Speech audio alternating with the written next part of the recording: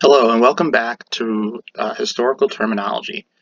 Today we're going to talk about the Roman Empire, a term that's thrown around a lot, but really some people don't really know the main gist of what it's all about. So we're going to talk a little bit about all the things that the Roman Empire did and kind of a brief overview of its history, just so that you're all caught up on this very important historical term.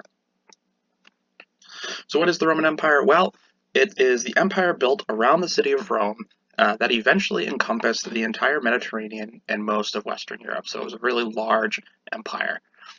It was created mostly through conquest and led by many great generals and emperors, and it lasted several centuries.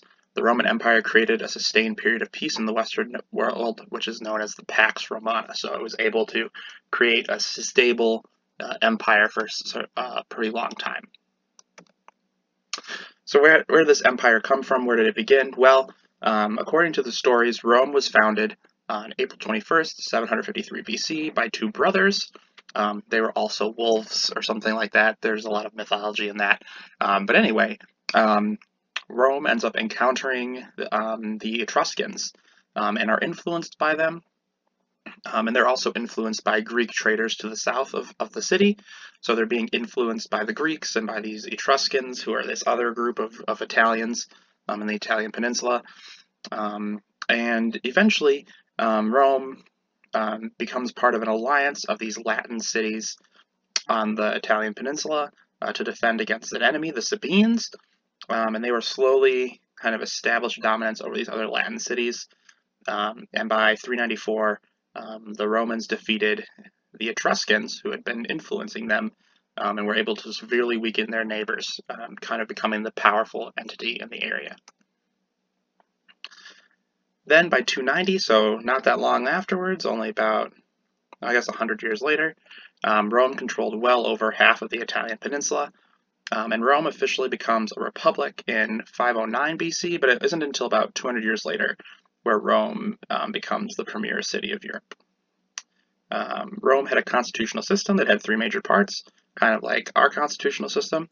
There was the Senate, which controlled the budget of the military, the legislative assemblies, which is where citizens could vote as part of their tribe, so this group that they were a part of, and then the magistrates, which were given specific duties, either geographically or based on a certain task to carry out things for the government. Now, this would all kind of come crashing to a halt when Julius Caesar, kind of takes it from a republic and becomes an empire under his control. Basically, what would happen is Caesar was a general in the Roman army, and he conquered Gaul, which is France, for Rome. And then afterwards, he found what was happening in the Republic to be ineffective, and he had all sorts of different complaints about how the government was working. And so he marched his armies into Italy, defeated his enemies, and then became the singular ruler of Rome for 4 years. So he was the emperor, the first emperor.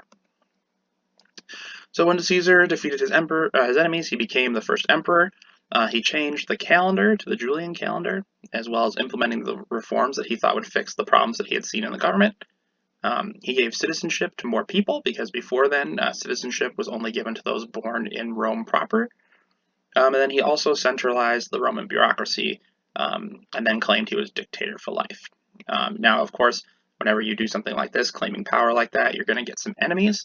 And so his regime angered the Roman elites, and gained him a lot of enemies around him.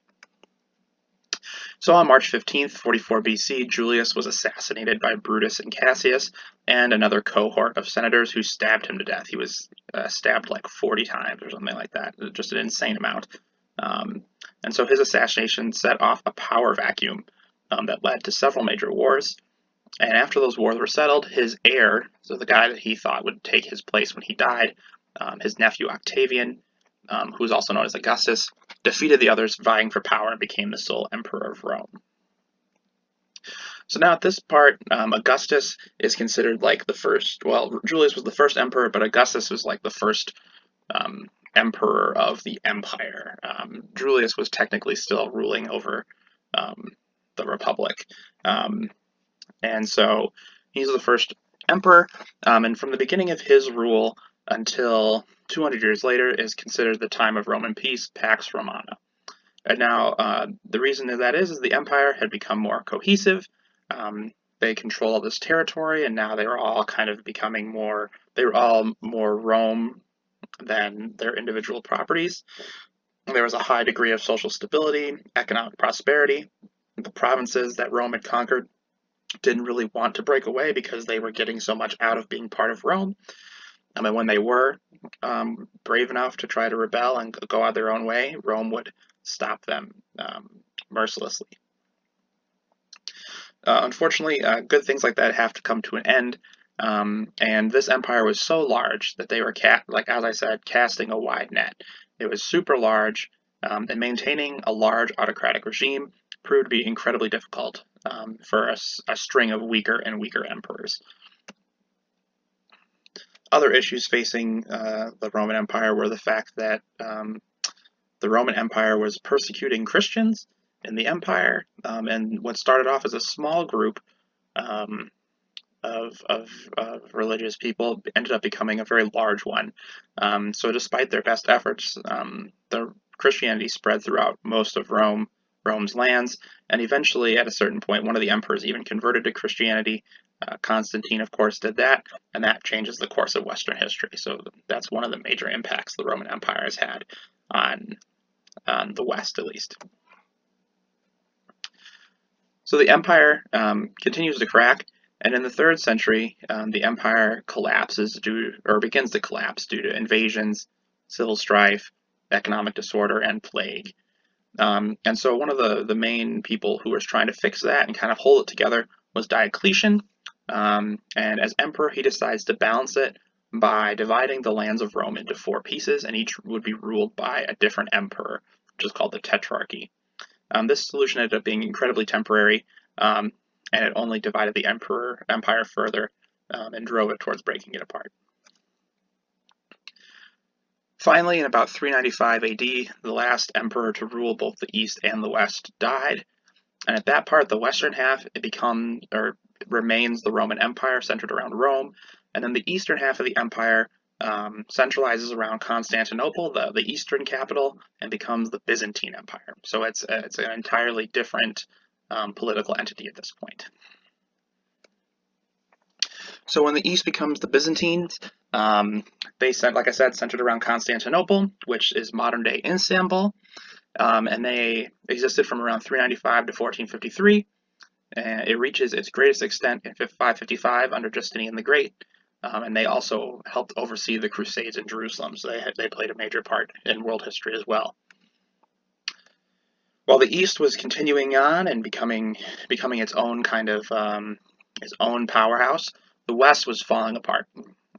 So Germanic migrations and invasions were slowly chipping away at Roman control, and eventually in 476 Rome was conquered by the Germanic warlord Odoacer, and that marked the end of the Western Empire.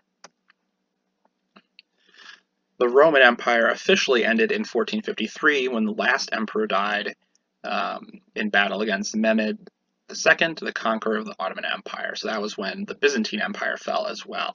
So historians often consider the fall of the Byzantine Empire as the official end of the Roman Empire, even though the Western Roman Empire ended long before that. Several leaders would claim ties to Rome after its fall to kind of like prove that they're worthy of power. For instance, Mehmed would call himself the Kaiserum, or Caesar, right? Trying to say that he had ties to Rome. The Holy Roman Emperor had similar signage and titles, trying to kind of claim that Roman ancestry. And of course, the czars of Russia also called themselves the Third Roman Empire. The czar, of course, being derived from Caesar, so they were trying to bring that imagery forth as well in their own kingdom. So being the power of Rome still held power and authority, and of course the papacy also kind of draws on that power and that history as well. So to summarize, why did Rome fall? That's one of the major questions of history. And there's three main reasons historians kind of agree on as to why the Romans fell. The first one being that there were barbarians invading from Germany. When it comes to Rome, anybody that wasn't from Rome is considered barbarian. So the Germans, the Gauls, anybody that wasn't Roman was barbarian. So the Roman military struggled to defeat these Germanic warlords and princes. And the troops were no longer really Roman citizens, but these converted provincials, or even worse, hired thugs, basically.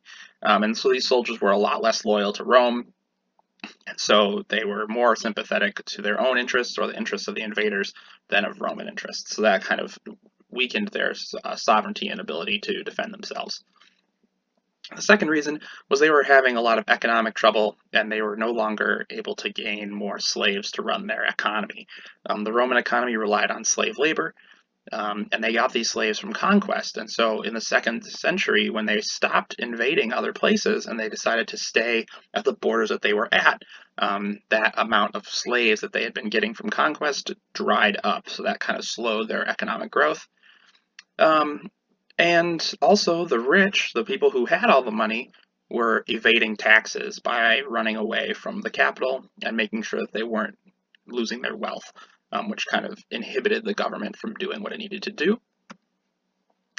And then finally, the government itself was incredibly corrupt. The emperors died so often that there was a series of 75 years where there were 20 emperors during that time. That's not even one for every 2 years, so that's not great.